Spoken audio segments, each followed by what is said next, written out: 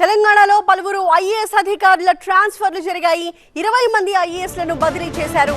పెద్దపల్లి కలెక్టర్గా ముజామిల్ ఖాన్, నాగర్ కర్నూల్ కలెక్టర్గా సంతోష్, సిరిసిల్ల కలెక్టర్గా సందీప్ కుమార్ ఝా, కరీంనగర్ కలెక్టర్గా అనురాగ్ జయంతి వ్యవహరిస్తారు.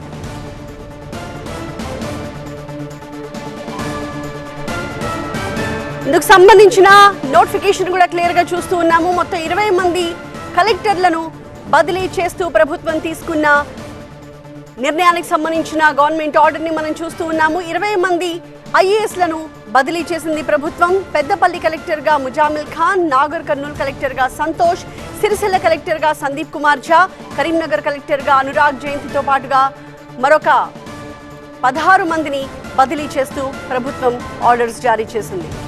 మా ప్రతినిధి ప్రభాకర్ మరింత సమాచారం అందిస్తారు. ప్రభాకర్, ఈ ఐఏఎస్ల ట్రాన్స్ఫర్ల వెనక ఎలాంటి కారణాలు కనిపిస్తున్నాయి? ఎవరెవరిని ఎటు ట్రాన్స్ఫర్ చేశారు? రైట్, పూర్తిగా పరిపాలనపరమైన కారణాలనే చెప్పొచ్చు. ప్రభుత్వం ఏర్పడినప్పటి నుంచి ఇప్పటి వరకు భారీగా మార్పులు ఏవి చేయలేదు. గత ప్రభుత్వంలో నియామకమైన అధికారులను మాత్రమే కంటిన్యూ చేస్తూ వచ్చింది. ఇప్పుడు ఇవాళ జీఓఆర్టీ 840 ద్వారా 20 మంది కలెక్టర్లను మార్చారు. దీంట్లో 20 మందిలో చాలా అన్ని జిల్లాలు, దాదాపుగా 33 జిల్లాలలో 20 జిల్లాలను మార్చినట్లుగానే చెప్పొచ్చు. ఖమ్మం కలెక్టర్గా ముజామిల్ ఖాన్, నాగర్ కర్నూల్ కలెక్టర్గా సంతోష్, సిరిసిల్ల కలెక్టర్గా సందీప్ కుమార్ ఝా, అనురాగ్ జయంతి ఉండేవారు ఇంతకుముందు.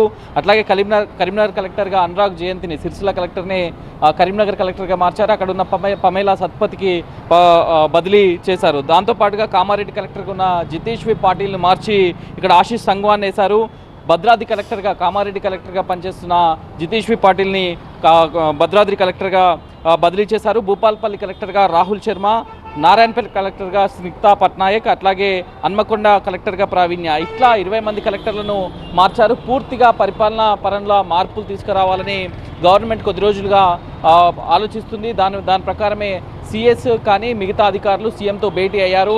నిన్న మొన్న కూడా మనం చెప్పుకున్నాం త్వరలో మార్పులు జరగబోతున్నాయని. ఈరోజు ఈ జీఓఆర్టీ 840 ప్రకారం జీవోను విడుదల చేసింది ప్రభుత్వం. 20 మంది కలెక్టర్లను బదిలీ చేసింది. ఇంకా కూడా ప్రిన్సిపల్ సెక్రటరీ స్థాయిలో అట్లాగే హెల్త్, ఎడ్యుకేషన్ ఈ మార్పులు కూడా ఉండబోతున్నాయి అనేది అయితే చాలా స్పష్టమవుతుంది.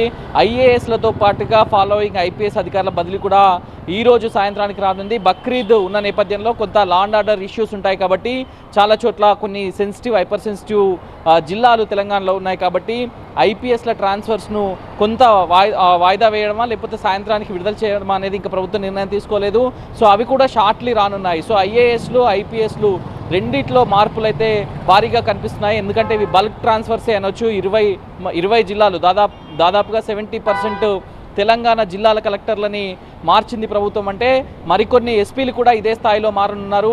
ఎస్పీలతో పాటుగా అడిషనల్ డీజీ ర్యాంక్లో ఉన్న ఆఫీసర్లు, అట్లాగే ప్రిన్సిపల్ సెక్రటరీ స్థాయిలో ఉన్న ఆఫీసర్స్, వీళ్ళందరినీ కూడా మార్చే ఆలోచన అయితే ప్రభుత్వం చేస్తుంది. ఇప్పటికే దీనిపైన ఎక్సర్సైజ్ కూడా కంప్లీట్ అయింది. ప్రజాపాలన తీసుకురావడానికి ఇప్పటికే ప్రభుత్వం చర్యలు తీసుకుంటుంది అని మొన్ననే సీఎం రేవంత్ రెడ్డి చెప్పిన నేపథ్యంలో సో ఈ మార్పులు అనేవి కూడా జిల్లాలకు అనుగుణంగా చేశారని చెప్పొచ్చు. ఇక పరిపాలన స్పీడప్ చేయడం కోసం ఈ మార్పులు, ఈ బదిలీలు ఉపయోగపడతాయనేది అయితే ప్రభుత్వం భావిస్తుంది. థాంక్యూ ప్రభాకర్.